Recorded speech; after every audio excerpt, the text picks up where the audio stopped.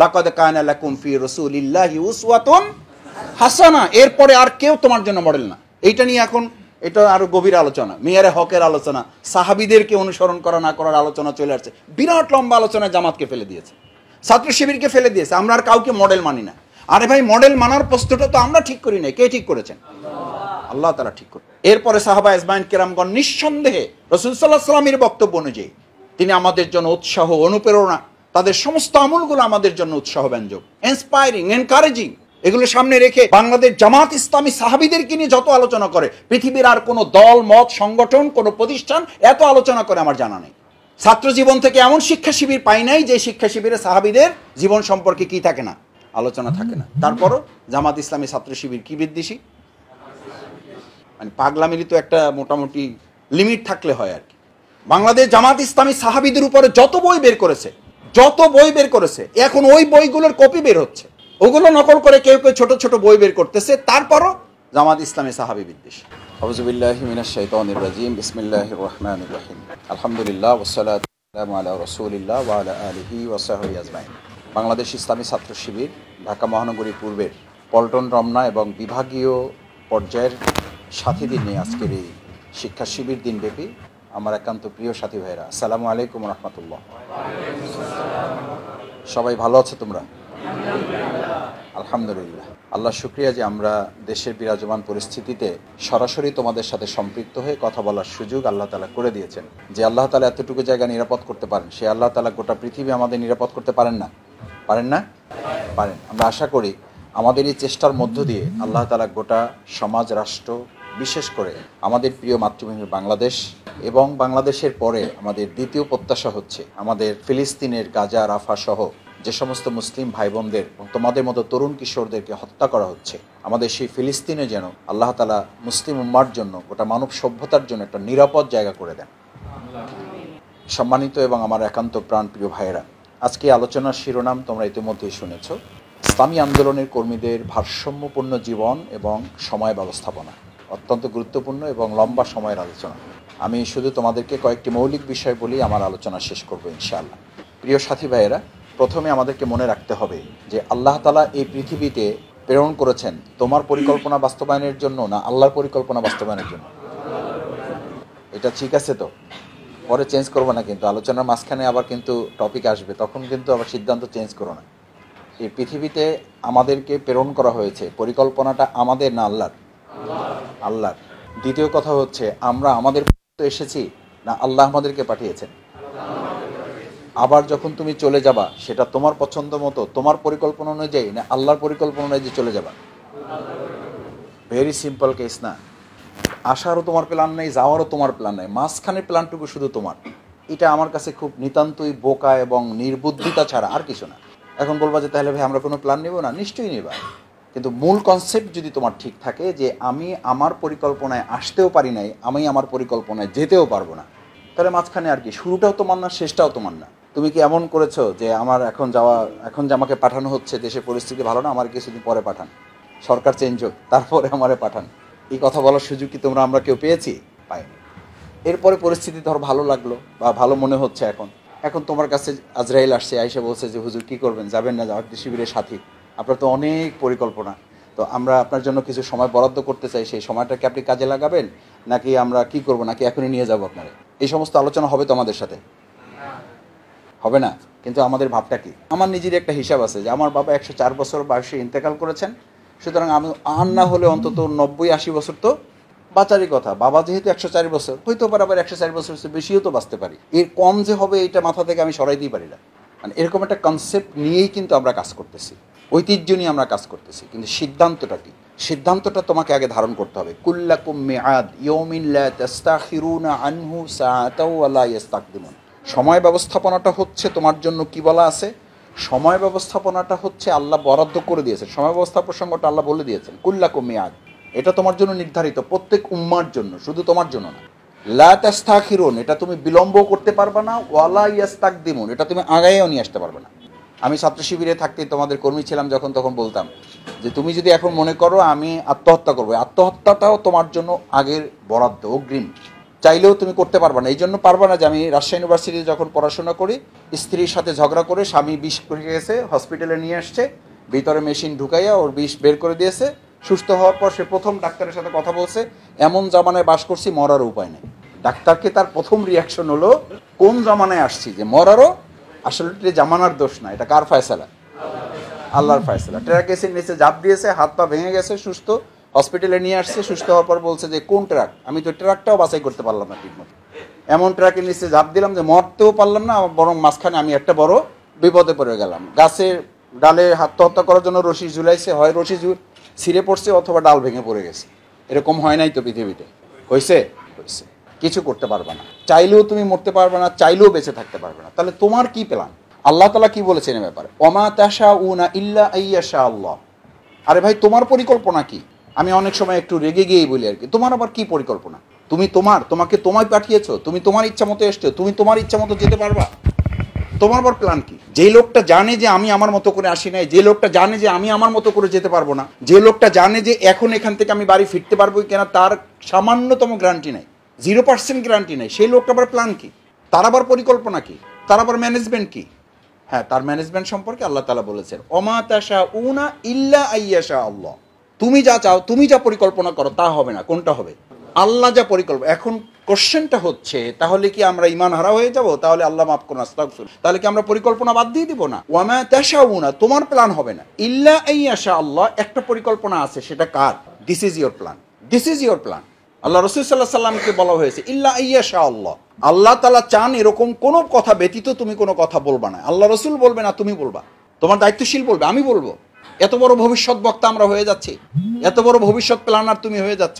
এখন তো আমরা আবার মডেল ঠিক করি, সেলিব্রিটি ঠিক করি, আইডল ঠিক করি, অমুকে আমার ভবিষ্যৎ আইডল। কি অদ্ভুত কথা, কি কুফরি, কি শিরকি কথা।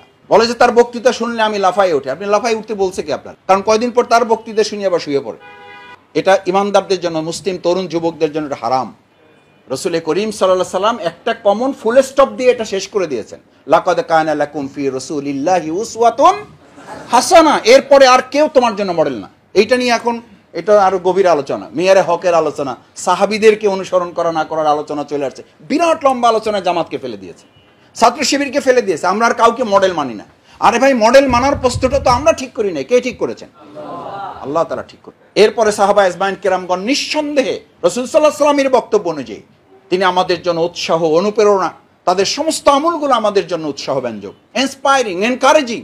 এগুলো সামনে রেখে বাংলাদেশ জামাত ইসলামী সাহাবীদেরকে নিয়ে যত আলোচনা করে, পৃথিবীর আর কোনো দল, মত, সংগঠন, কোনো প্রতিষ্ঠান এত আলোচনা করে আমার জানা নেই।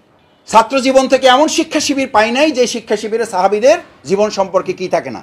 আলোচনা থাকে না। তারপরও জামাত ইসলামী ছাত্র শিবির কি বিদ্বেষী, মানে পাগলামিরই তো একটা মোটামুটি লিমিট থাকলে হয় আর কি। বাংলাদেশ জামাত ইসলামী সাহাবীদের উপরে যত বই বের করেছে, এখন ওই বইগুলোর কপি বের হচ্ছে, ওগুলো নকল করে কেউ কেউ ছোট ছোট বই বের করতেছে। তারপরও জামাত ইসলামী সাহাবী বিদ্বেষী। ভাগ ভাগ করে বের করা হয়েছে, ছোটদের সাহাবীর জীবনী বের করা হয়েছে, 10 জন আশারায়ে মুবাশশারা যারা, তাদের ছোট ছোট জীবনী বের করা হয়েছে, ডকুমেন্টারি বের করা হয়েছে। এগুলো সব আমাদের করা, সেগুলো নিয়ে তারা করছে, করে আমাদেরকে নাম দিচ্ছে। আমরা নাকি তাদের কথা শুনে, তাদের নাকি আমরা সমালোচনা করি। কেন বলছি এই জন্য যে মডেল হিসাবে তোমাকে প্রিয় নবী মুহাম্মদুর রাসূলুল্লাহ সাল্লাল্লাহু আলাইহি সাল্লাম হচ্ছে আদর্শ। আল্লাহ তাআলার প্ল্যান তোমাকে বেস করতে হবে। এরপরে তৃতীয় কথা হচ্ছে, আল্লাহ সুবহানাহু ওয়া তাআলা সূরা ইনফিতার, এটা অনেকেরই মুখস্থ আছে। ইনফিতারের প্রথম আয়াত বলো, ইজা সামাউ ফাতারাত। এরপরে আস্তে আস্তে আল্লাযী খলাকাকা ফাসাওয়াকা ফাআদালাক। আল্লাহ তাআলা ভারসাম্যপূর্ণ জীবন সৃষ্টি করেছেন, ভারসাম্যপূর্ণ করে সৃষ্টি করেছেন। আল্লাহ তাআলা নিয়ামতের মধ্যে এটা একটা নিয়ামত। তোমাকে চোখ যেমন দিয়েছেন, হাত যেমন দিয়েছেন, পা যেমন দিয়েছেন, এটা যেমন নিয়ামত, ভারসাম্যপূর্ণ জীবন সৃষ্টি করেছেন, এটাও তোমার আমার জন্য। যার ভারসাম্য নাই তাকে স্বাভাবিক কথায় কি বলে? ভারসাম্য নাই যার, সে কি আসলে? ভারসাম্যহীন বলি না আমরা, সিম্পল ভাষায় তাকে কি বলি? পাগল। এখন যদি শফিকুল ইসলাম মাসুদ ভারসাম্যহীন হয়ে থাকে, তাহলে তা পাগল ডাকতে হবে তারে। আল্লাযী খলাকাকা ফাসাওয়াকা ফাআদালাক, who created you balanced and proportion. দুটো শব্দ, হু ক্রিয়েটেড ইউ, যিনি আল্লাহ তোমাকে আমাকে সৃষ্টি করছেন, ব্যালেন্সড এন্ড প্রপোর্শন। ব্যালেন্স মানে কি? ভারসাম্যপূর্ণ। এবং প্রপোর্শন মানে হচ্ছে যতটুকু তোমার প্রয়োজন ছিল ততটুকুই তোমাকে দেওয়া হয়েছে। শফিকুল ইসলাম মাসুদ দেখতে একটু শ্যামলা, এইটাই তার প্রয়োজন ছিল। শফিকুল ইসলাম মাসুদ একটু ঘুমায় বেশি, এটাই তার দরকার ছিল। যদি দরকার না থাকতো তাহলে তার 10টা আঙ্গুল অথবা 5টা হাতের 5টা আঙ্গুল এক জায়গায় নিয়ে আসো। এই যে 5টা আঙ্গুলের set up, this is balance. কিন্তু তোমার কাছে স্বাভাবিক দৃষ্টিতে, প্রথম দৃষ্টিতে কি মনে হবে? ইমব্যালেন্স।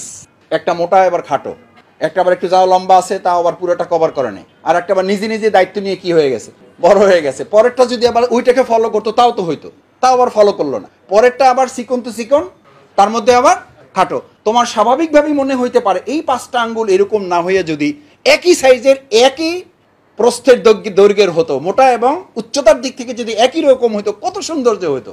কারণ এই যে তোমাকে ব্যালেন্সড একটা সিস্টেম তোমাকে আল্লাহ করে দিয়েছে। খুব বিস্তারিত আলোচনার দরকার, ভারসাম্যপূর্ণ জীবনের আলোচনা, দিস ইজ ইউর হ্যান্ড। তোমার হাতটাই হচ্ছে তোমার জন্য ভারসাম্যপূর্ণ জীবনের একটা উদাহরণ। তোমার কোনো জায়গায় একটু হয়তো দুর্বলতা থাকতে পারে, ওটাই কোনো একটা জায়গার জন্য সবলতা। কোনো একটা জায়গায় তোমার সীমাবদ্ধতা থাকতে পারে, যদি না থাকতো তাহলে তুমি এই সীমাবদ্ধতার বিপরীতে তোমার মধ্যে এমন অহংকার জন্ম নিতেও যে তোমার সমস্ত ভালো কাজগুলো ওই এক অহংকার কি করে দিত, শেষ করে দিত। সেই জন্য আল্লাহ তাআলা এটাকে মোটা বানাইছে। ওই মোটাটা নিয়ে তোমার চলতে হবে, ওটাকে অপছন্দ করলে হবে না। খালি লম্বাটা এটা দিয়ে কাজ হবে না।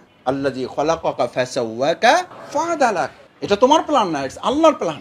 আল্লাহ তাআলা পরিকল্পনা তোমাকে এটা সাজিয়ে দিয়েছেন, ডিজাইন করে দিয়েছেন তিনি। সুতরাং এই পরিকল্পনার মধ্যেই তোমার প্রশান্তি। ফিজিক্যালি যদি এটা ফিল করো, দুটা চোখ যদি এখানে না হয়ে দুই বগলের নিচে হইতো, তাহলে তোমাদেরকে এখন আমাকে দেখার জন্য কি করা লাগতো? মানে ব্যায়ামেরও তো একটা সীমা থাকতো, এই ব্যায়ামের তো কোনো সীমা নাই। অথবা কান দুইটা যদি এরকম বগলের নিচে দিয়ে দিত আল্লাহ, তাহলে কি করা লাগতো? মোটামুটি যতক্ষণ আলোচনা চলবে ততক্ষণ তোমাদেরকে আগে বলতে হইতো যে ভাই আগে সবাই হাতগুলো কি করেন, উঁচা করেন। আল্লাহর রস্তে আপনারা হাতগুলো কেউ, ওই যে যেমন আমরা অনলাইনে যখন প্রোগ্রাম করি তখন বলি না যে কেউ আল্লাহর রস্তে কি করবে না, লিভ নেবেন না। এখানে সরাসরি হওয়ার পরে বলতে হইতো আল্লাহর রাস্তায় হাতগুলো কেউ নামায়েন না। আপনারা একটু কষ্ট হলো, আপনার হাতগুলো একটু জায়গায় রাখার, আমি বেশি সময় আলোচনা করব না। দুটো পায়ের যে কোনো একটা পা যদি ইঞ্চি, ফুট না ইঞ্চি পরিমাণ যদি এদিক ওদিক হয়, তাহলে তুমি স্বাভাবিকভাবে হাঁটতে পারবে না। তোমার কি লাগবে তখন? স্ক্র্যাচ লাগবে, যেটা দিয়ে ভর করে মানুষ। শুধু ইঞ্চি পরিমাণ যদি একটু এদিক ওদিক হয়, ইঞ্চিরও কম এদিক ওদিক হলে তুমি আর হাঁটতে পারবে না, স্বাভাবিকভাবে তুমি হাঁটতে পারবে না। তার মানে বোঝা যায় যে আল্লাহ তাআলা আমাদেরকে ভারসাম্যপূর্ণ করেই সৃষ্টি করেছেন। এখন ভারসাম্যপূর্ণ করে তোমাকে সৃষ্টি করেছেন, আমি ভারসাম্যহীন হচ্ছি কেন? This is question. এটার জন্য 5টা ছোট ছোট পয়েন্ট, কাগজ কলম আছে সবাই, একটু সামনে নোট নাও। 5টা জিনিসকে সামনে রাখো যে আমরা ইমব্যালেন্স হচ্ছি কেন আসলে। নাম্বার 1, যে আল্লাহর নীতিমালাগুলো আমরা পূর্ণ অনুসরণ করছি না, যার কারণে আমরা ভারসাম্যহীন হচ্ছি। আমাদেরকে আল্লাহ তাআলার বিধান হচ্ছে রাতে ঘুমাও, দিনে কাজ করো। আর এখন সমাজ ব্যবস্থাটা হচ্ছে, আধুনিক তরুণ প্রজন্মরা হচ্ছে, এবং সেটার একটা নেতিবাচক ছোঁয়া আমাদেরও কারো কারো মধ্যে এসে বিস্তার করেছে। যে আমি আমাদের অনেক পরিবারে খেয়াল করি, রাত 2টা 3টা 4টা 5টা পর্যন্ত পড়াশোনা গবেষণা স্টাইল হয়ে গেছে। ফজরের পর থেকে শুরু করে 12টা পর্যন্ত তাকে ফোনে পাওয়া যাবে না, এটা সে জানাইয়ে দিছে। অথচ আল্লাহ তাআলা বলছেন যে রাত তোমাকে দেওয়া হয়েছে, রাতটা দিয়েছি আমি তোমাকে বিশ্রামের জন্য, আর দিনটা দিয়েছি তোমাকে কাজের জন্য। আল্লাহ রাসূল সাল্লাল্লাহু আলাইহি ওয়াসাল্লামকে তাহাজ্জুদের রাত জাগতে বলা হয়েছে। ইয়া আইয়ুহাল মুযাম্মিল কুমিল লাইলি ইল্লা কালিল নিসফাহু ওয়া বিনকুস মিনহু কালিল আও জিদ আলাইহি ওয়া রাত্তিলিল কুরআনা তারতিলা ইন্না সানুলকি আলাইকা কওলান সাকিলা ইন্না নাশিয়াতাল লাইলি হিয়া আশাদ্দু ওয়াতআ ওয়া আকওয়ামু ইন্না লাকা ফিন নাহারি সাবহান তাবিলা। আল্লাহ তাআলা দিনের এই লম্বা সময়টা তো তোমাকে কাজের জন্য দিয়েছেন। এখন এই ছাত্র জীবনে আমরা বলতাম সারা রাত ঘুমাইয়া টায়ার্ড, এরপর সকালে একটু রেস্ট নিতে হয়। সকালে রেস্ট নেওয়ার পর আবার দুপুরবেলা একটু শরীরটা কি লাগে, একটু ম্যাচ করে, ও সময় আবার একটু কাইলুলা করা লাগে, ওটা তো আবার একটু সুন্নত। ফরজ টুকটাক এদিক ওদিক তরক হইলে হইতেও তো পারে, সুন্নত তো কি করা যাবে না, এটা তো সারা যাবে না। ওই সময় আবার একটু ঘুমান লাগে, ওই সময় ঘুমাইয়ে ওইটা আবার মানে শরীরকে জায়গা মতো নিতে বিকাল পার হয়ে যায়। সন্ধ্যার পর থেকে সে কিছু কাজ শুরু করতে পারে। অথচ আল্লাহ রাসূল সাল্লাল্লাহু আলাইহি ওয়াসাল্লামকে তাহাজ্জুদের মতো গুরুত্বপূর্ণ ইবাদত করতে গিয়ে বলা হয়েছে আপনি সারা রাত জাগবেন না। তাহাজ্জুদের মতো ইবাদতে সারা রাত জাগা নিষেধ। আর গবেষণা আর মোবাইল স্ক্রল করতে করতে, সামাজিক যোগাযোগ মাধ্যমে নিজে অ্যাক্টিভ থাকতে থাকতে সারা রাত জাগা যাবে। এখন আধুনিকতা কি? রাত জাগা, সারাদিন ঘুমাবে যে সে হলো আধুনিক। তা আমি মাঝে মধ্যে বলি যে আধুনিকই হন, উল্টাইয়ে দিয়ে যদি আধুনিক হয় তাহলে অক্সিজেন গ্রহণ করেন আর কার্বন ডাই অক্সাইড ছাড়েন। এখন থেকে উল্টাই ফেলেন, এটা উল্টাই ফেলেন যে না আমি আল্লাহর এই বিধান এটাকে একটু চেঞ্জ করতে চাই, এখন থেকে আমি কার্বন ডাই অক্সাইড গ্রহণ করব আর অক্সিজেন। গাছও আপনার প্রতি একটু কৃতজ্ঞ হবে যে যাক আমার প্রকৃতির একটা লোক এই এতদিন পরে পাওয়া গেছে, আমার পক্ষের লোক, স্বজাতীয় গোত্র। চাইলেও কি এটা তুমি পারবা? সম্ভব। যদি এটা সম্ভব না হয় তাহলে কেন আল্লাহর বিধান? আজ ফজরের নামাজের আজান হয়েছে, তাহলে তোমার সোজা দৌড়ে মসজিদে যাওয়ার কথা। এই মসজিদে যাওয়ার কথা তোমার, এই কথাটুকু আমি আমার বাস্তব জীবনে পালন করতে পারছি কিনা। ভারসাম্যপূর্ণ জীবন তো আল্লাহ ভাবে করে দিয়েছে। 5 ওয়াক্ত নামাজ 2 নম্বর পয়েন্ট, প্রথম কি বলেছে আল্লাহর বিধান। নাম্বার 2 হচ্ছে 5 ওয়াক্ত নামাজ হচ্ছে ইমানদারদের জন্য ব্যালেন্স লাইফের সবচেয়ে গুরুত্বপূর্ণ উদাহরণ। 5 ওয়াক্ত নামাজ হচ্ছে ব্যালেন্স লাইফের বড় এক্সাম্পল, বড় উদাহরণ। 5 ওয়াক্ত নামাজ হচ্ছে হাইওয়ে, দেখেছো হাইওয়ে যত জোরে গাড়ি চালাবা হাইওয়ে তত বেশি ওখানে স্পিড ব্রেকার থাকে। কি ব্রেকার থাকে? এই স্পিড ব্রেকারগুলো বোকা ড্রাইভাররা এটাকে প্রতিবন্ধক মনে করে, আর ইন্টেলেকচুয়াল ড্রাইভার যারা তারা এটাকে তার গাড়ি চালানোর জন্য কি মনে করে? সহায়ক মনে করে। আবার কোথাও কোথাও হচ্ছে স্লিপিং ব্রেকিং স্পেস থাকে, অর্থাৎ ঘুম তাড়ানোর জন্য কি থাকে, শুধু দেখবা যে গড় গড় গড় গড় করে। ঘুমের মধ্যে হঠাৎ এরকম হয় না যে গাড়ি কি করতেছে, গড় গড় করতেছে, তুমি মনে করছো হারে ঘুমের ডিস্টার্ব হয়ে গেল। তোমার ঘুমের ডিস্টার্বের জন্য প্রকৃতি দেওয়া হয় না, ওটা দেওয়া হয়েছে ড্রাইভারের মধ্যে যদি একটু ঘুমের ভাব আসে তাহলে সেই জন্য কি হয়ে যায়, অ্যালার্ট হয়ে যায়। আর তুমি তোমার জীবনে ড্রাইভার হিসাবে ভারসাম্যপূর্ণ করার এখানকার স্পিড ব্রেকার হচ্ছে 5 ওয়াক্ত। গল্প করতে করতে করতে করতে হুঁশ নাই, আজান কানে ঢোকার সাথে সাথে যেন গল্পে কি দেওয়া যায়, গল্পে ব্রেক দেওয়া যায়। পড়তে পড়তে পড়তে পড়তে তোমার হুঁশ নাই, আজান কানে শোনার সাথে জানে যে পড়াশোনায় কি দেওয়া যায়। বাসায় বসে তোমরা সবাই ডিনার করছো, অথবা লাঞ্চ করছো, অথবা ব্রেকফাস্ট করছো, অথবা কোনো একটা আনুষ্ঠানিকতায় বসছো, অথবা ছাত্র শিবিরের কোনো প্রোগ্রামে বসছো, অথবা জামাত ইসলামের খুব গুরুত্বপূর্ণ, অথবা তোমাদেরই কোনো গুরুত্বপূর্ণ প্রোগ্রাম চলছে। এই প্র্যাকটিসও আমাদের করতে হবে। ইমাম আবু হানিফা রাহিমাহুল্লাহ বলতেন যে সবাইকে শয়তান ইবলিস এসে মদ খাওয়ার প্ল্যান দেয় না। চূড়ান্ত ইমানদার যারা, সবচেয়ে ভালো ইমানদার যারা, তাদেরকে আগে এসে এই পরিকল্পনা দেয় যে তোমরা এখন এখানে কোরআনের আলোচনা আসো, নামাজের আজান হয়েছে, জামাত দরকার নাই, তোমরা তোমাদের মতো আলোচনা করতে থাকো। তার টার্গেট হলো যদি তোমাকে আজকে নামাজের জামাত থেকে সে সরাতে পারে, সে আশা করছে তোমাকে এক সময় জামাতের নামাজ থেকে সরাতে যেহেতু পেরেছে, নামাজ থেকেও তোমাকে এক সময় কি করতে পারবে। শয়তানের একটা আড্ডা বই আছে, কেউ এসে বলছে আমি দর্শন করাইছি, বলছে দূর তোমার দিয়ে কোনো কাম হবে না, বসো। শয়তানের মূল যে হেড বসো, বলছে আমি আজকে একজনের মদ খাওয়াইছি, ধর বসো। এগুলো তো এমনিই খায় সবাই। আরেকজন বলছে যে আমি আজকে তার ঈদে ঘুষ নিয়েছি, ধর এটা তো অ্যাভেলেবেল, এটা তো কোনো ব্যাপারই না, এগুলো এমনিই করবে, তুমি না থাকলেও করবে, এগুলো অটো চলতেছে এখন। এটা শয়তানের কাজের মধ্যে পারে না, যে যা বলে ধমক দিয়ে বসাই দিচ্ছে। আর একজন কি শুধু বলছে যে নামাজের আজান হয়েছিল, আমি তাকে ওই সময় কোরআন তেলাওয়াতে ব্যস্ত রাখছি। কিসে ব্যস্ত রাখছে? কোরআন তেলাওয়াতে ব্যস্ত রাখছে। ওরে দাঁড় করে সামনে নিয়ে আসছে যে তুমি যেহেতু আজকে তাকে নামাজের জামাত থেকে সারানোর জন্য কোরআন তেলাওয়াতের ব্যস্ততায় তাকে কনভার্ট করতে পারছো, আশা করা যায় নেক্সট টাইম তুমি না পুরা নামাজ থেকে তাকে কি করতে পারবা, সরাইতে পারবা। সালাত এটা হচ্ছে আমাদের লাইফকে কন্ট্রোল করার জন্য, ব্যালেন্স করার জন্য আল্লাহ তাআলা প্রদত্ত একটা চমৎকার বিধান। এই সালাতের বিধান যদি তুমি ফলো করো তাহলে তোমার লাইফ স্টাইলটা সুন্দর হয়ে যাবে। যাবা নামাজে, ওখানে আমি এটা প্রায় বলে থাকি, এটা তো সৈনিকদের জীবন। তুমি তো তোমার মতো করে এখানে আসো নাই যে তুমি শুধু ডাক্তার, ইঞ্জিনিয়ার, তারপরে বুদ্ধিজীবী, সাহিত্যিক, সাংবাদিক, কবি হিসেবে তোমার জীবন পরিচালনা করবা, এটাই শুধু তোমার দায়িত্ব না। তোমাকে আল্লাহ তাআলা পাঠিয়েছেন খেলাফতের দায়িত্ব, তুমি আল্লাহর প্রতিনিধিত্ব করো, আল্লাহর সৈনিক, তুমি কোরআনের কর্মী, কোরআনের সৈনিক। তো যারা আমাদের দেশ রক্ষার সৈনিক, মানে সেনাবাহিনীর সদস্য যারা, তাদের প্র্যাকটিসটা কি? তাদের বিগল বাজে। কোন একটা অর্ডার বাস্তবায়ন করার জন্য তাদের ক্যাম্পে কি বাজে? বিগল বাজে। আর ইমানদারদের আল্লাহ সৈনিকগিরি করার জন্য মসজিদে কি বাজে? This is very simple.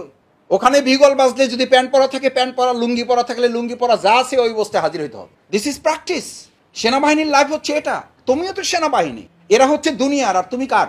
আল্লাহ। তো সেই সেনাবাহিনীকে যখন নামাজের জন্য ডাকা হয়, নামাজে যারা দুর্বল হবে, একটা কথা সিম্পল বুঝে নাও, নামাজে যারা দুর্বল হবে, এই বিগল বাজার পর যে সেনাবাহিনীর সদস্যরা ক্যাম্পে যেতে দুর্বল হবে অথবা ফিল্ডে যেতে দুর্বল হবে, ঠিক একইভাবে মুসল্লি হিসাবে তুমি নামাজে যখন যেতে দেরি করবা, তোমার হোল লাইফে এই একই দেরি করা। তুমি নামাজে দেরি করেছো, তুমি খাবারে দেরি করবা, খাবারে দেরি করেছো, কিসে দেরি করবা? ঘুমে দেরি করবা, ঘুমে দেরি করেছো, ঘুম থেকে উঠতে দেরি করবা, ঘুম থেকে উঠতে দেরি করেছো। এবার সব কিছু, ওই যে ইন্টারভিউতে একজনকে, মানে টক শোতে একজন কেটে গেছে, তো উনি সবসময় একটু দেরি করে আসে, বলে যে ভাই এটার একটা হিস্ট্রি আছে। হাসতে হাসতে বলছে হিস্ট্রিটা, বলছে আসলে আমার হওয়ার কথা ছিল একদিন আগে, আমি হয়েছে একদিন পরে। ওই যে দেরি হয়েছে ওইটা আর কভার করতে পারি নাই, তো ওইটা তো সে আর কভার করতে পারে না। আমাদের অনেকের হয় না, ডেলিভারি ডেট ছিল অমুক টাইমে, ডাক্তার বলছে যে আসেন আজকে আমরা সিজার করব, পরে ডাক্তার জানাইছে যে না, সিজার আজকে করা যাবে না, কোনো কারণে সিজারটা একদিন পিছাইতে হবে। তো বাবা মা তার এই গল্প শুনাইছে বড় হওয়ার পরে, যে বাবা তোমার কিন্তু হওয়ার কথা ছিল 1977 সালের এত তারিখে এতটার সময়, কোনো কারণে ওইটা একদিন কি হয়েছিল, সে তার এটা মাথায় রাখছে যে আমি তো একদিন পিছাই গেছি। এই যে একদিন পিছাইছে, আর সে সামনে আগাইতে পারতেছেন। সালাত নাম্বার 3, ভারসাম্যপূর্ণ জীবনের আর একটা গুরুত্বপূর্ণ অধ্যায় হচ্ছে, সেটা হচ্ছে পরিশ্রম প্রিয়তা। পরিশ্রম প্রিয়তা ছাড়া তুমি ভারসাম্যপূর্ণ জীবনের দিকে হতে পারো। আল্লাহ তাআলার বিধান, ইয়া আইয়ুহাল ইনসান ইন্নাকা কাদিহুন ইলা রাব্বিকা কাদহান ফামুলাকি। পরিশ্রম প্রিয়তা ছাড়া তুমি ভারসাম্যপূর্ণ জীবন গঠন করতে পারবে না। এটা তোমার জন্য অনিবার্য বিষয়, বাস্তব বিষয়। এটা তোমাকে ফলো করতে হবে, এটা তোমাকে ফলো করতে হবে। তাহলে 3 নাম্বার কি বলেছি? পরিশ্রম প্রিয়তা। ত্যাগ কোরবানি নাই তুমি ঘুম থেকে উঠবা কিভাবে? ত্যাগ কোরবানি নাই তুমি সকালে যাবা কিভাবে? ত্যাগ কোরবানি নাই তুমি একটা রাজপথের কোনো একটা প্রোগ্রামে তুমি অংশগ্রহণ করবা কিভাবে? আমি পল্টনের কর্মী, আমি রমনার কর্মী, আমি বিভাগীয় কর্মী, আমার বিভিন্ন পরিচয় আছে, আমি মেধাবী ছাত্র, আমি একটু ভবিষ্যৎ আমার উজ্জ্বল। উজ্জ্বল ভবিষ্যৎ যারা, আমি মাঝে মধ্যে বলি যে উজ্জ্বল ভবিষ্যৎওয়ালাদের সাথে আমার একটা কন্ট্রাডিকশন আছে আর কি। উজ্জ্বল ভবিষ্যৎওয়ালারা তারা নিজেদেরকে মানে একটু অ্যারেস্টিকেটেড মনে করে। তো তোমাকে যদি তুমি অ্যারেস্টিকেটেড মনে করো, অ্যারেস্টিকেটেড তো হচ্ছে এখন সবচেয়ে আমাদের ফার্মের মুরগিগুলো, এরা সবচেয়ে অ্যারেস্টিকেটেড। কোথায় থাকে? একতলা, দোতলায়, 3 তলা না আরো উপরে থাকে। তাদের ফ্যান সেটিং করা আছে, খাবার তাদের সামনে দেওয়া আছে। ওই মুরগি বাজারে নেওয়া হয়েছে, আর যে মুরগি গ্রাম থেকে নিয়ে এসেছে দৌড়ে উড়াউড়ি শিয়াল, তারপরে এই অন্যান্য সবার সাথে ফাইট টাইট করে যারা বড় হয়ে আসছে, একই সাথে এই অ্যারেস্টিকেটগুলো রাখা হয়েছে, আর তার পাশে ওই দেশি মুরগিগুলো রাখা হয়েছে। দাম কোনটার বেশি? খাও কোনটা তোমরা? এই জায়গায় তোমাদের হিসাবটা ভিন্ন কেন ভাই? আফ্রিকার জঙ্গল ভাড়া নিয়েছে একজন কৃষক, নিয়ে ভেড়া চাষ করছে। ওই ভেড়া চাষ করার সময় ওর আশেপাশে জঙ্গলে ওই মানে বাঘ, ভাল্লুক, সিংহ যা যা থাকার কথা সব ছিল। ওগুলোর সাথে লড়াই করে তারা বড় হচ্ছে। ওই চামড়া জবাই করার পর ওই চামড়া সে রপ্তানি করে পার্শ্ববর্তী দেশগুলোতে। রপ্তানি করার পর তার ব্যয় মানে তার ব্যবসাটা এত বেড়ে গেছে যে সে মানে চাহিদা অনুযায়ী চামড়া দিয়ে কি করতে পারতেছে না। সে আফ্রিকার রাজার কাছে প্রস্তাব দিল যে রাজা, একটা কাজ করেন, পুরো বনটা আমাকে কি করে দেন, একদম খালি করে দেন, ওখানে যেন আর অন্য কোনো পশু প্রাণী না থাকে, শুধু ভেড়ার চাষ করবো। এরপর 5 বছরের মধ্যে সিদ্ধান্ত নিয়ে রাজা ওখানে পুরো ভেড়া মুক্ত মানে মুক্ত করে দিয়েছে। শত্রু মুক্ত একটা এলাকা, পরিশ্রম মুক্ত এলাকা, লড়াই মুক্ত এলাকা, যুদ্ধ মুক্ত এলাকা। কোনো লড়াই নাই, কোনো সংগ্রাম নাই। এটা বললে আবার আমাকে কেউ কেরিয়ার বিরোধী বলে। কিন্তু নিজে বুঝে আমাকে বলো, তুমি নিজে হিসাব করো, তোমার নিজের চোখের সামনে দেখো, তারপর বলো আমাকে যে ভারসাম্যপূর্ণ জীবনটা আল্লাহ তাআলা কেন আমার জন্য এই জীবনটা লড়াই সংগ্রামের করেছেন। আমি মাঝে মধ্যে দাওয়াতি কাজে যারা হাঁটে না, ব্যতিক্রম 2-1 ছাড়া বাকি সবাইকেই রমনায় দৌড়াইতে হয়। ডাক্তার বলেছে না দৌড়াইলে আর বাঁচতে পারবো না। তাহলে এখন এই অতিরিক্ত নাও দৌড়াইয়া যদি নর্মালি দৌড়াইতেন তাহলে তার এই অতিরিক্ত দৌড়ানো লাগতো না। ওমর রাদিয়াল্লাহু তাআলা আনহু তার জামানায় ভুঁড়িওয়ালা লোক দেখলে টালি একটা নিয়ে ভুঁড়ির উপর এরকম মারিয়া বলতো, ইসলাম আর ভুঁড়ি একসাথে। ফিজিক্যাল ডিস্ট্রাকশন থাকলে এটা ভিন্ন জিনিস, জেনেটিক্যাল কোনো হিস্ট্রি থাকলে এটা ভিন্ন জিনিস, এটা ব্যতিক্রম। কিন্তু ওমর রাদিয়াল্লাহু তাআলা এটা সিস্টেম ছিল যে ভুঁড়ি আর ইসলামের বিধানকেও মেনে চলবে, আর তার ভুঁড়ি হবে, এটা হইতে পারে না। তার মানে বোঝা যায় যে তার মধ্যে ব্যালেন্স লাইফের কি আছে, হয় খায় বেশি, না হলে ঘুমায় বেশি, না হলে আরাম করে বেশি। ওই যে ফার্মের মুরগি, বয়স হইতে না হইতেই এমন সাইজ দেখলেই তোমার মনে হবে যে তো রান্না করলে খাবো কি, এখনই দেখলে পছন্দ লাগে না। গোটা যুদ্ধমুক্ত, চ্যালেঞ্জ মুক্ত একটা জঙ্গল তাকে করে দেওয়া হয়েছে, ব্যবসা করেছে, প্রচুর পরিমাণে ভেড়া হয়েছে, এত পরিমাণে চামড়া এবার দিয়েছে। চামড়া দেওয়ার পরে ওখান থেকে চামড়া টেস্ট করে দেখেছে আগের চামড়ার সাথে এই চামড়ার আকাশ পাতাল পার্থক্য। পুরোটা ফেরত দিয়ে দিছে। মাথায় হাত না পিঠে হাত? মাথায় হাত। পার্থক্য কি? আগের গুলো লড়াই করা, পরের গুলো লড়াই করা। তোমার লাইফ লড়াই করে করে যারা ফার্স্ট ক্লাস ফার্স্ট হয়েছে তাদের থেকে ইসলামী আন্দোলন যা পেয়েছে, আর লড়াই না করে যারা ফার্স্ট ক্লাস ফার্স্ট হয়ে শুধু ইসলামী আন্দোলনের নাম করে যারা ওই উচ্চ স্তরে গিয়েছে, তাদের দুইজনের মধ্যে ভবিষ্যতে পার্থক্য খুঁজে পাওয়া যায় না। বিশ্ববিদ্যালয়ের শিক্ষক হয়েছে, ধরাই যায় না। আগেই বলে দেয় আমি কি হয়েছি, এখন প্রভাষক হয়েছি, এখন অ্যাসিস্ট্যান্ট হইতে পারি না। অ্যাসিস্ট্যান্ট হয়েছে, অ্যাসোসিয়েট হইতে পারে নাই, অ্যাসোসিয়েট হয়েছে, প্রফেসর হইতে পারে নাই, প্রফেসর হয়েছে, ডিন হইতে পারে নাই, ডিন হয়েছে, প্রক্টর হইতে পারে নাই, প্রক্টর হয়েছে, প্রভাইস চ্যান্সেলর হইতে পারবে নাই, প্রভাইস চ্যান্সেলর হইতে পারছে, ভাইস চ্যান্সেলর হইতে পারে নাই, ভাইস চ্যান্সেলর হইতে পারছে। এরপর আর কি বলা যাবে তা আমি জানি না। আমি এই পর্যন্ত বিশ্ববিদ্যালয় দেখে এসেছি। মাসুদ সবই হবে, খালি আমাকে একটু ভাইস চ্যান্সেলরটা হইতে দাও, দেখো এরপর কি করে, তোমাদের লাগবে না, এই বিশ্ববিদ্যালয় আমরা চালাবো ইনশাআল্লাহ, খালি তোমরা থাকবা টুকটাক। এই পর্যন্ত আপাতত আমার সাথে কোনো যোগাযোগ। সুতরাং এটা তোমাদের জন্য অত্যন্ত গুরুত্বপূর্ণ যে এই পরিশ্রম প্রিয়তার মধ্য দিয়ে তোমাকে তৈরি হওয়াটা আল্লাহর বিধান। ফামুলা কি আল্লাহ বলছেন এভাবে আমার সাথে তোমাদের সাক্ষাৎ হবে, পারা যাবে ইনশাআল্লাহ। নাম্বার 4, আমি শেষের দিকে যেতে চাই, এই জন্য যে 4th নাম্বারটা হচ্ছে তোমাদের জন্য অত্যন্ত গুরুত্বপূর্ণ। তোমাদের লাইফ 2টো ভাগে বিভক্ত। এই বয়সে তোমরা তো কৈশোর পার হয়ে এখন তারুণ্যের মধ্যে আছো, তুই একজন কিশোর আছে। ইসলামী আন্দোলনের কর্মী শুধু না, মুসলিম উম্মাকে তোমরা একটা জিনিস মাথা থেকে ফেলে দাও, জামাত শিবির। এই জামাত শিবির বললেই মাথার মধ্যে একটা আলাদা প্রেশার তৈরি হয়। আরে কি জামাত শিবির? জামাত শিবির আর ইসলামের সেই সোনালী অতীত, we have nicely glorious past, আমাদের যে একটা সুন্দর অতীত, সেই সুন্দর অতীতের তোমাদেরকে নিয়ে স্লোগান ছিল। লাইফের 2টা ভাগ। কয়টা ভাগ? রোহবান আল লাইল ফুরসান আন নাহার। রোহবান আল লাইল ফুরসান আন নাহার। রাত্রিবেলা দরবেশগিরি, দিনের বেলা সৈনিকগিরি। এখন দরবেশগিরিরও খবর নাই, সৈনিকগিরির সাথে কোনো সম্পর্ক নাই। কিসের ভারসাম্য? কোথায় ব্যালেন্স হবে আমাদের? সময় ব্যবস্থাপনাটা কোথায় আসবে? সময় ব্যবস্থাপনাটা তখন হবে মেরাজের আলোচনা করলে আমাদের চোখ দিয়ে পানি দরদর করে বের হয়ে যায়। আরে ভাই, মেরাজের আলোচনা করো। কি শিক্ষা গ্রহণ করেছি আমি? রাসূল সাল্লাল্লাহু আলাইহি ওয়াসাল্লাম আল্লাহর সাথে সাক্ষাতে যাবেন, আল্লাহ তাআলা গোটা পৃথিবীর সমস্ত কিছু শুধু বন্ধ করেন নাই, সময় ব্যবস্থাপনাটাও কি করে দিয়েছেন? স্টপ, ক্লোজ, নো নো, সময় আর চলবে না, স্টপ। যা যেখানে আছে ওখানে থেমে যাবে। প্রধানমন্ত্রী, রাষ্ট্রপতিরা তোমাদের পল্টন টল্টন এলাকা দিয়ে মাঝে মধ্যে যায় না, যায় না? সব কি স্টপ, ক্লোজ? আরে ভাই, যে আল্লাহ তাআলা আল্লাহ রাসূল সাল্লাল্লাহু আলাইহি সাল্লামের সামনে সবাই মেরাজে সবচেয়ে মর্যাদা দেওয়ার জন্য সময়টাকে ক্লোজ করে দিয়েছেন। সেই আল্লাহ তাআলার বান্দা গোলাম হিসাবে যদি তোমাকে আল্লাহ ভালোবাসেন, তোমার জীবনটাকে 24 ঘন্টাকে 48 ঘন্টা ওই আল্লাহ তাআলা বন্ধ করে দিয়ে পরিণত করতে পারেন না? পারেন না? পারেন। যে সূরা লাইলের 5 থেকে 11 নম্বর আয়াত পরিষ্কার বলা আছে। এটা ইসলামী আন্দোলনে কার্পণ্য করবা, ব্যক্তিগত জীবন থেকে, পারিবারিক জীবন থেকে সময় উঠে যাবে। একটা কথা তোমরা প্রায় এখন বন্ধু বান্ধবরা বলো, সময় যে কোথা দিয়ে চলে যায় টেরি পাবা না, কয়েকদিন পরে তো পাবাই না। অলরেডি বলা হয় কিয়ামতের পূর্বের সময়গুলো হবে এমন, 12 বছর হবে 8 বছরে, 8 বছর হবে 4 বছরে, 4 বছর হবে 1 বছরে, 1 বছর হবে 6 মাসে, 6 মাস হবে 1 মাসে, 1 মাস হবে 1 দিনে, 1 দিন হবে 3 ঘন্টায়। একদিন কয় ঘন্টায় আছে এখন? পরিণত হবে কয় ঘন্টা? তুমি 3 ঘন্টার মধ্যে যতটুকু ওটুকু টের পাবা, বাকি 21 ঘন্টা তুমি টেরই পাবা না। সময়ের বরকত তুলে নেওয়া হবে। তুলে নেওয়া হবে না, হচ্ছে, হয়ে গেছে অলরেডি। এখান থেকে যদি বাঁচতে চাও, পরিষ্কার ভালো করে কানের মধ্যে ঢুকিয়ে নাও, ফাআম্মা মান আতা ওয়াত্তাকা ওয়া সাদ্দাকা বিল হুসনা। কোন মুফতির অনুসরণ করো? ইউফতিকুম, আল্লাহ তাআলার চেয়ে বড় মুফতি, বড় ফতোয়া আর কেউ দিতে পারেন না। তিনি ফতোয়া দিচ্ছেন। ওয়া ইউফতিকুম, আমি তোমাদেরকে ফতোয়া দিচ্ছি। ফাআম্মা মান আতা, আমার জন্য নিবেদিত হও। ওয়াত্তাকা, আমাকেই শুধু ভয় করো, মৃত্যুকে ভয় করতে হবে না। মাঝে মধ্যে আমাকে লোকেরা জিজ্ঞেস করে, রিমান্ডে আমাকে জিজ্ঞেস করেছিল, মৃত্যুকে ভয় পান না? আমি বললাম না, পাই না। বলছে কেন, আপনার মুসলিম না? আমি বললাম হ্যাঁ, মুসলিম হিসাবেই তো পাই না। বলছে কেন পান না? আমি বললাম আমি আল্লাহকে ভয় পাই, এই জন্য আমি মৃত্যুকে ভয় পাই। যে আল্লাহকে ভয় পায় তার মৃত্যুকে ভয় পাওয়ার কোনো প্রয়োজন নেই, কারণ তার কাছে মৃত্যু তো একটা পিঁপড়ার কামড়ের চেয়েও সহজ। বেলাল রাদিয়াল্লাহু তাআলা আনহু মৃত্যুর যন্ত্রণায় ছটফট করছেন। চিকিৎসকরা, পরিবারের লোকরা জিজ্ঞেস করছেন আর কিছু করার আছে? আর কি কিছু করতে পারে আপনার জন্য? বেলাল রাদিয়াল্লাহু বলে কিচ্ছু করতে হবে না, মৃত্যুর জন্য প্রত্যাশী। মৃত্যু ছাড়া তো আমার আল্লাহর সাথে সাক্ষাৎই হবে। মৃত্যুর ছাড়া আমি আমার রাসূলকে হারিয়েছি, তার সাথে তো আমার সাক্ষাৎই হবে না। মৃত্যুর দুয়ার ভাঙা ছাড়া তো আমি জান্নাতে প্রবেশই করতে পারবো না। এত কিছু যার জন্য পারবো না, সেই মৃত্যুকে যত তাড়াতাড়ি পারা যায় আমি আলিঙ্গন করতে চাই। সুবহানাল্লাহ। ইসলামী আন্দোলনের লোকেরা তো মৃত্যুর জন্য প্রেশান।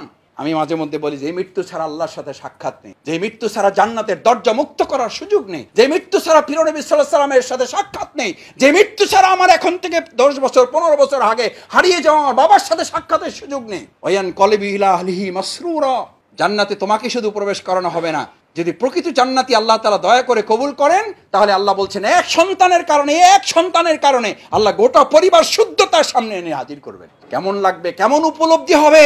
এখন থেকে 50 বছর আগে তোমার মৃত্যুবরণ করা দাদার সাথে, দাদির সাথে যদি তোমার সাক্ষাৎ হয়ে যায়, যে দাদিকে তুমি জন্মগ্রহণ করে দেখতেই পাও, কেমন উপলব্ধি হবে? তোমার মা, তোমার সিজারের সময় তোমার মা ইন্তেকাল করেছেন, চোখ খুলে তুমি হয়তো তোমার মাকে দেখতে পাও না, কেমন লাগবে?